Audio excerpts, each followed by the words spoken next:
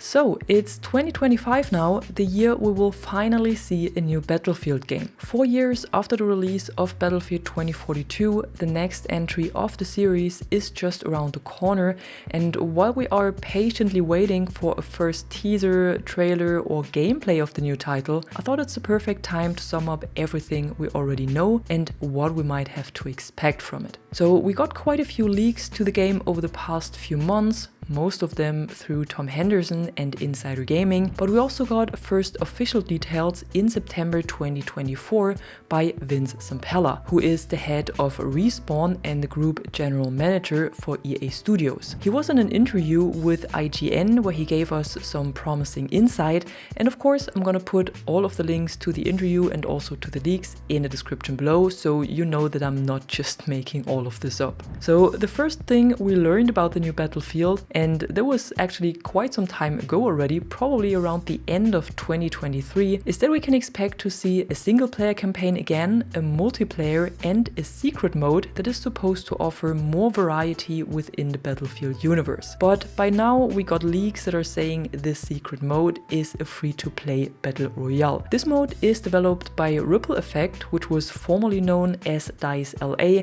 and it is allegedly set somewhere in the USA. In sum, there are 4 studios working on the game right now. One is Ripple Effect that I had mentioned before, and the other ones are DICE Stockholm, Criterion and Motive Studio. DICE is again responsible for the multiplayer experience of the game as usual. Criterion has taken over the development of the single player campaign after the shutdown of Marcos Lehto's studio Ridgeline Games in early 2024, and Motive Studio was the last one added to the roster and seems to assist all of the other ones. So the new Battlefield has the biggest number of developers working on it. If this will turn out to be good or not remains to be seen.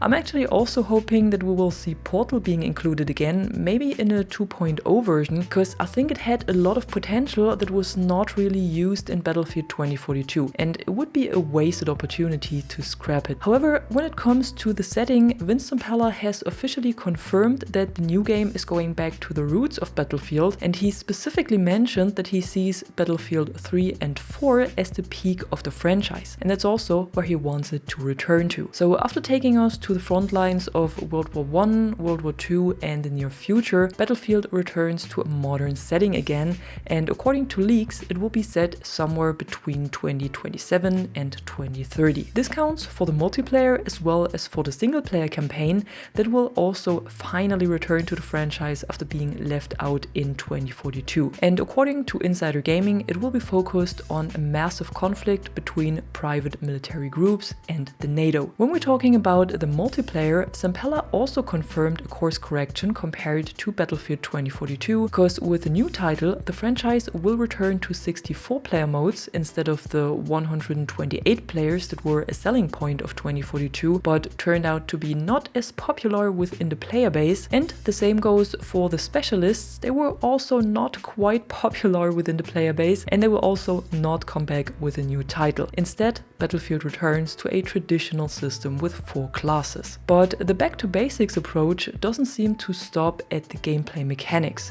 because alongside the interview with Zampella we got first official artworks. This one right here shows a destroyed city on the foot of a mountain, and while Zampella kept quiet about the actual location, the community quickly found out that this is Gibraltar, so very likely one of the locations that the new game will use. The artwork also suggests that naval combat is returning, and of course we will again see the typical combined arms combat with air and ground vehicles and infantry. Natural disasters might also be on board again, maybe not exactly in form of tornadoes that we had in 2042, but the wildfire that is shown in the first artwork gives away that this might affect the battlefield.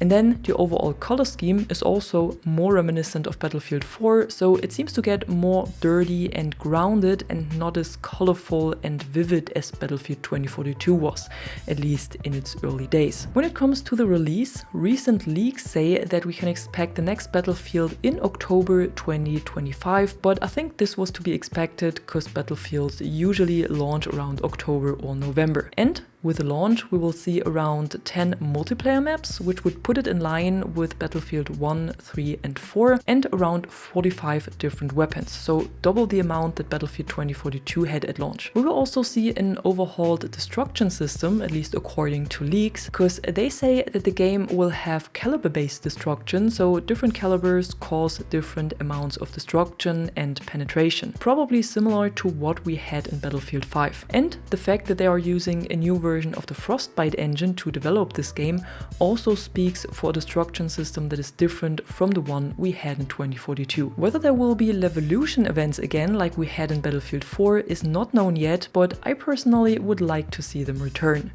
What we might also see in the next game, at least according to leaks, is the ability to pick up and move downed players, so pretty much what BattleBit did and what DICE had promised for Battlefield 5 already, but then scrapped the mechanic and we never heard of it ever since. But maybe now is the time we will finally see it in a Battlefield game. We will for sure also see seasonal content drops and battle passes again, similar to Battlefield 2042, just hopefully with a bit more content, because during the last few earnings calls, EA CEO Andrew Wilson kept saying that the new game will have a tremendous live service and will be a connected ecosystem. And while this is mostly just a lot of marketing talk to convince investors, what we've heard officially and through leaks so far sounds like they're planning something really big for the next Battlefield, and something that will last much longer than only 2 or 3 years. Maybe we will even see the return of Battlefield Mobile that was scrapped in 2023 because it didn't fit the direction of the franchise anymore, but now that they seem to have found a new direction, maybe they will revive this project as well. We also don't have an official name for the game yet, but a few months ago Insider Gaming reported that the teams are weighing up the name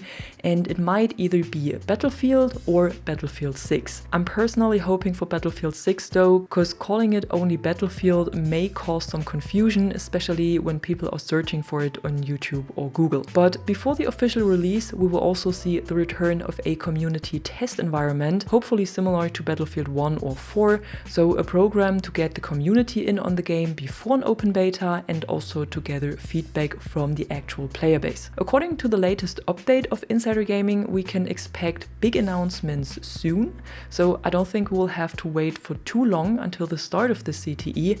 And according to another Insider Gaming article, EA has also ramped up the playtests for the game massively throughout the last few months, not only for the multiplayer but also for the Battle Royale experience. So overall it seems like Battlefield is trying to correct the mistakes of the last title and go back to what made it great and to connecting with the community. Nevertheless, we know that the Battlefield series has a long history of difficult and tumultuous launches, and I would not expect this new game to have a flawless release either. Even though I think it might be a good time to break with this tradition of rocky launches and aim for a better release right from the start. And as usual, no matter how good the game looks and how impressive the trailers are, we shouldn't fall for it and rush out to pre-order the game.